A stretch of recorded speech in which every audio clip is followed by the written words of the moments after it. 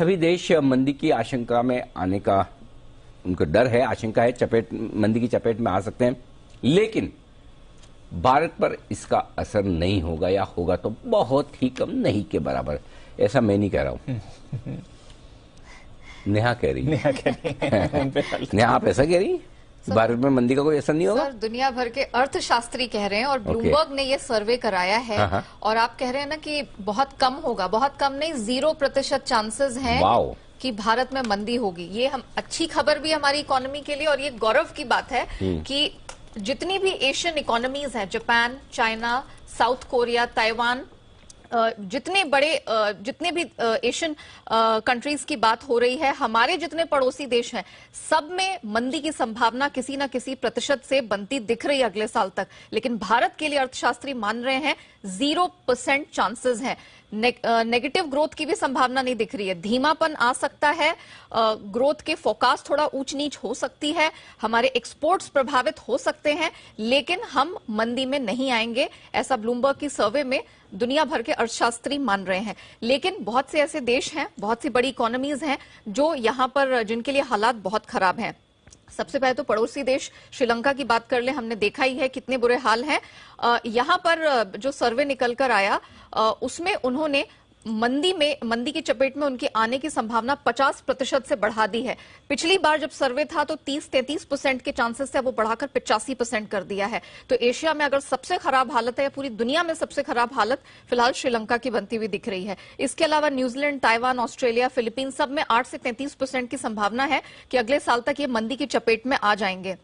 जो दुनिया भर के सेंट्रल बैंकों की तरफ से कोशिश चल रही है कि महंगाई की आग को किस तरह से कंट्रोल में लाया जाए, महंगाई यहां पर रेट्स बढ़ा के, ब्याज दरों में बढ़ोतरी करके, उसके चलते हम देख रहे हैं कि यहां पर काफी बुरी हालत हो गई है। जापान और चीन, जिनको एशिया की बड़ी इकोनॉमीज में माना जाता है, यहां पर भी संभावना है कि 20 से 25% की संभावनाएं बन रही हैं कि अगले साल तक ये इकोनॉमीज मंदी में चली जाएंगी। अमेरिका की हालत और यूरोप की हालत बहुत खराब है।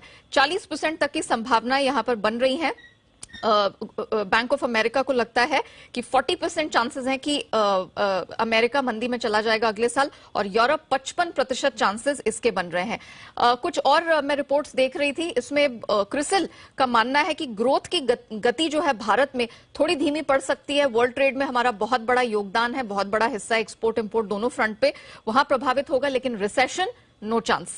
इसके अलावा बैंक ऑफ बड़ौदा के भी चीफ इकोनॉमिस्ट की रिकमेंडेशन, जो उनकी तरफ से रिपोर्ट्स निकलकर आई थी, उनका जो कमेंट्री थी, अमेरिका यूरोप में जो मंदी होगी, हमारा एक्सपोर्ट प्रभावित हो सकता है, लेकिन नेगेटिव ग्रोथ बिल्कुल नहीं दिखेगी। इनफैक्ट ग्लोबल कमोडिटी कीमतों में जो गिरावट आई है और आगे भी कुछ समय जारी रहेगी, उसका फायदा ही भारत को मिलने वाला है।